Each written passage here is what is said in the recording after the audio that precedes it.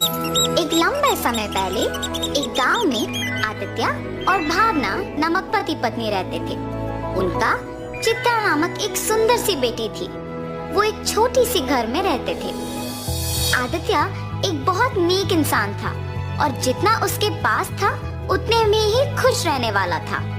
वो पानी पूरी बेच के आए हुए पैसों से ही अपने परिवार की देखभाल करता था। हर रोज वो सुबह उठ के पानी पूरी बना के बेचने जाता था। पानी पूरी, स्वादिष्ट पानी पूरी। एक बार खाना काफी नहीं होता है, बार बार खाने का मन करता है। 10 रुपयों का एक प्लेट, आइए आइए। ऐसे पूरी गांव में जाते हुए बेचता था। उसके बनाए हुए पानी पूरी स्वादिष्ट रहने पर सभी लोग वहाँ खाना पसंद करते थे। रोज की तरह वो एक दिन पानी पूरी बेच के अंधेरा होने पर वापस घर जाते रहता है, जब उसे रास्ते में कुछ लोग भागते हुए नजर आते हैं। उसके पलक झपकते ही वो लोग गायब भी हो जाते हैं। कौन थे वो लोग? क्यों भाग रहे थे? और इतने में ही कहाँ गायब हो गए? ऐसे वो अपने आप में सोच रहा था जब उसे रास्ते के बगल में एक सूटकेस दिखाई देता है।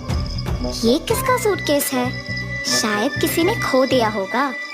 सुबह मैं इसे जमींदार को दे देता हूँ, वो इसको उसके मालिक तक पहुँचा देंगे। ऐसे सोच के वो सूटकेस अपने साथ अपने घर ले जाता है। आदित्य की पत्नी उस सूटकेस को देख पूछती है, ये किसका सूटकेस है जी? मुझे नहीं पता, आते समय रास्ते में मिला था मुझे। क्या है सूटकेस में? नहीं, मुझे नहीं पता, मैंने देखा ही नहीं। अच्छा, तो फिर रुकिए, मैं पहले ये देखती हूँ कि इसमें है क्या।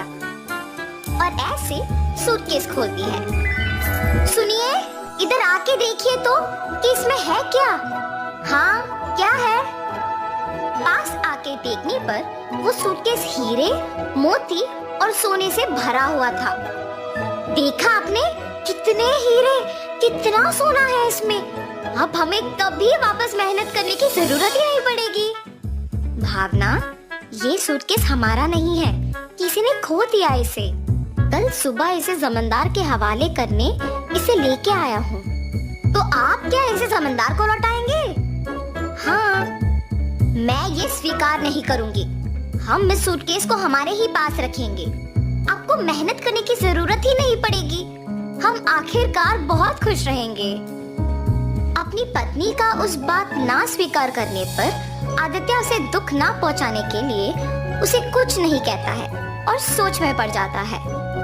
अगर मैं उन हीरे और मोती को लेता हूँ तो गलत है, पर अगर मेरी पत्नी वो सब लेती है तो वो मेरी गलती नहीं है ना। ऐसे सोचकर अपनी पत्नी से कहता है, किसी और का कमाया हुआ मुझे खर्च करना ठीक नहीं लगता है। मैं अपने पानीपुरी का दुकान ही चलाऊंगा। तुम्हें जो पसंद तुम वही करो। ऐसे कहने पर उसकी बीवी बहुत खुश होती है। कुछ दिन बाद उसकी पत्नी मिले हुए हीरे, मोती और सोना बेच के एक बड़ा सा घर खरीदती है और वे सब उसी घर में चले जाते हैं। मगर आदित्य अपना पानीपुरी का व्यापार नहीं छोड़ता है। एक दिन जमींदार के पास एक औरत आती है। प्रभु, प्रभु, मेरे घर में किसी ने सारे हीरे, सोना, मेरी गहने चुरा लिया है। मुझे समझ में नहीं आ रहा कि मैं क्या करूं, इसीलिए आपके पास भाग के आई। कृपया मेरी मदद कीजिए प्रभु। फिक्र ना करो माता, मेरे पे भरोसा करके आप चले जाओ। मैं उस चोर को पकड़ के आपको बुलाऊंगा। जमींदार के ऐसे कहने पर वो औरत उन पे भरोसा करके वहाँ से चली जाती है। उसके बाद के कुछ ही दिन में जब आदित्य और उसका परिवार एक बड़ा घर खरीद के उसमें रहने लग जाते हैं, तो गांव के लोग में उन्हीं के बारे में खुसर पुसर शुरू हो जाती है। ऐसे ये बात जमींदार तक भी पहुंचती है।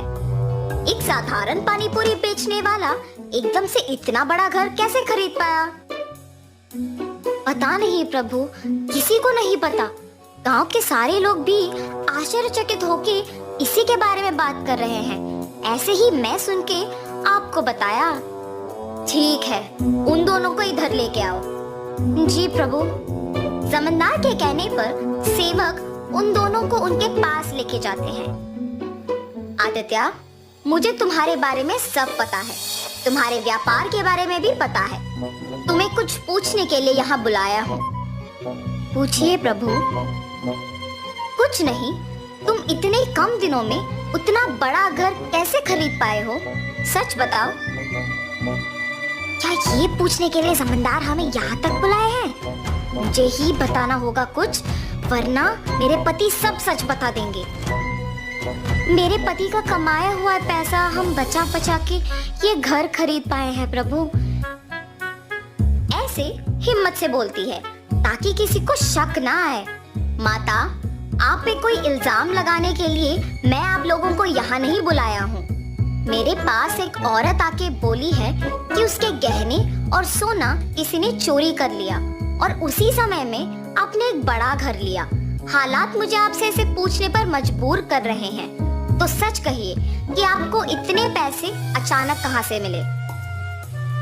अगर मैं अब भी चुप बैठूंगा तो वो एक बहुत बड़ी गलती होगी और उस औरत के दुख का कारण मैं ही हो जाऊंगा। ऐसे सोचकर आदित्य जमींदार को सच बताने का फैसला करता है। मुझे क्षमा करे प्रभु। और ऐसे जो कुछ भी हुआ वो प्रभु को बताता है और तुरंत वो गहनों वाला सूटकेस उनके हवाले कर देता है। तुम्हें अपनी गलती का एहसास हुआ है और तुमने सच बता के और ये गहने ला के वापस कर दिए, इसीलिए मैं तुम्हें अपनी पहली गलती के लिए माफ कर दूंगा और दंडित नहीं करूंगा। लेकिन याद रखना आदित्य, गलती ना करना जितना जरूरी है उतना ही जरूरी है गलती करने वालों को रोकना। ये कभी मत दोहराओ।